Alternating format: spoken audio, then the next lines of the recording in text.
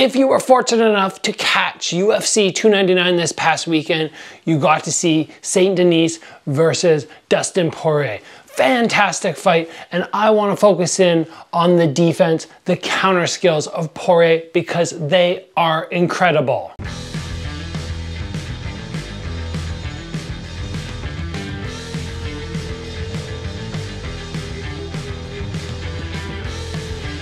Before we speak about Poirier's amazing defensive and counter ability skills, I want to thank XMARTIAL for sponsoring this episode, and they have sent me some new gear. I have not opened these yet. I want to take the opportunity with you to show you the unique designs. Let's take a look at number one, what they sent me.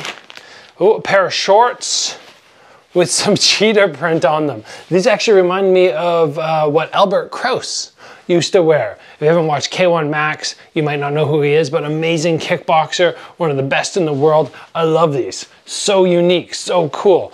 The other one that they sent me, let's see here, and I have a link in the description below where you can grab 10% off with code Gabriel Varga. They have, okay, a little bit more basic, so not as flashy and fancy, but actually quite beautiful and something that I would wear in a fight. I would definitely wear these in a fight. I wear the cheetah print or leopard print as well. But thanks to XMARTIAL for sponsoring the episode. Link down there, save 10%. Awesome company, so much great gear. And this just gives you an example of what you can get from their website. So UFC 299, there were some amazing fights. I'm gonna make multiple videos. I'm gonna cover MVP, gotta cover O'Malley, talk about how tough Cheeto is and what happened in that fight, how Cheeto mounted a little bit of a comeback after getting annihilated for 3 rounds. We're gonna talk about all that. But today, Poirier versus St. Denis. Now, early in the fight was scary times if you were a Poirier fan. We see Poirier take a big shot off the head because his hands are up, he's not engaging his head movement, he takes a big shot, and then he takes a second one because he's stunned. Poirier is somebody who does a very good job of keeping his head in motion, moving, and using a couple other tricks which we're going to talk about in a moment. And a little later in the first round, Poirier is backed up against the cage. He has his hands up, and while this is a good defense for some fight styles for some fighters, it doesn't look to be the go-to defense for Poirier because he's here and he's getting teed off on. He takes too many shots. It's once he starts making adjustments that his defense and counter abilities can really shine. And this is something very important for you guys to keep in mind. Finding your own defensive style. That is something that I want to help you guys do in my upcoming course where we are focusing solely on defense. First, in chapter 1, I'm going to break down all the defensive options for all the different techniques, and then we're going to talk about how you can go about creating your own defensive style, and then talk about drills, how you can really start to implement drills to make sure that you can pull these things off in sparring. We're going to have 20 plus pre-recorded videos for you to follow along with, and then we're going to have week by week where you meet with me live and you can bring your questions. Down in the description, I have a link where you can get yourself registered. We have under 2 weeks until the course launches. Make sure you guys have your space booked. Now, I love this bit of defense that we see Poirier do next. He's backing up, he's under attack, and he's switching his arms and getting himself very covered. One side blocking, other side elbow up the middle. The elbow up the middle is going to eliminate any straight shots which come. And yes, his body's open, but when he makes these transitions, he's very hard to hit. He's very comfortable in there. This is a unique defensive style which works very well for him. And I've played with this in boxing. When you're here, you just sort of get this elbow out, and it still allows you to throw kind of flicky jabs, but most importantly, anything down the center is going to catch a very hard surface, and especially in MMA gloves, that can damage your hand, and people will actually avoid punching down the middle once they hit your elbow once. So I love these defensive transitions from Poirier. Very, very difficult to do for beginners, but if you can get it down, oh, you can see how well it actually works. And then as the fight goes on, Poirier starts to get more comfortable with this.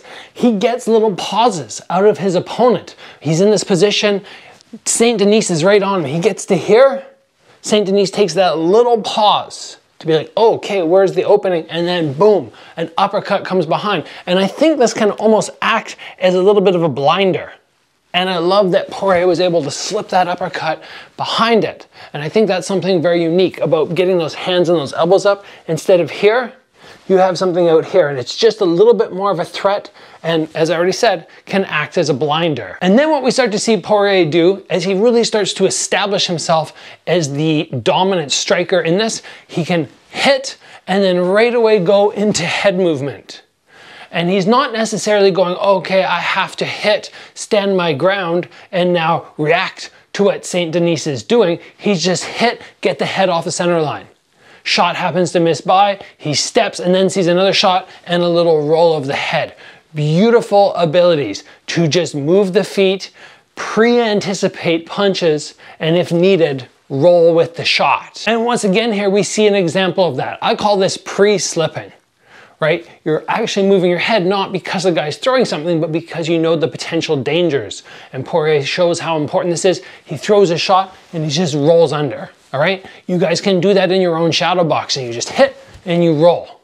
And a lot of times people will just swing and you'll be like, oh, how about that? I slipped a shot. Now I was watching this fight with some people who are UFC fans, but not martial artists themselves. And it was very interesting because they were watching and very scared for Poirier. They were cheering for Poirier, but as the fight got deeper, they were still scared. And I was looking going, he's finding his mark and he's able to get St. Denis missing. And the further it went, the more I went, he's gonna get them. He's gonna clip St. Denis. And then we see the point where he starts tagging him, he's getting those little head movements, and then head off the center line, and boom, he drops him hard. And for the end, we see him get off 2 punches, bang, bang, and then take that little pause for a split second.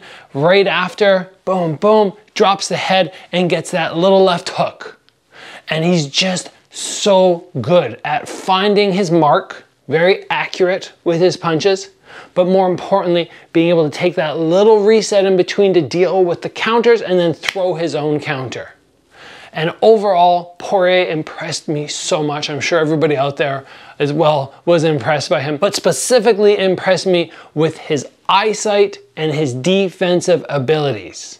And since we've been on a defense kick on the channel, I was watching going, yeah, I have to cover this because it was just such a good comeback. He was in trouble at the beginning, getting tagged with his hands tight, made the adjustments, ended up being able to find St. Denis time and time and time again, changed up that little elbow blocks in between, getting those little counters off in between. Lovely stuff from Poirier, and how can you not love that guy? He just seems like such a good dude, such a warrior, and I really hope to see him fight for the belt in June as he has requested. So let's call it there, everybody. Remember, link for X Martial, link for my defense course in the description. As always, train hard, and I will see you back here soon for another video.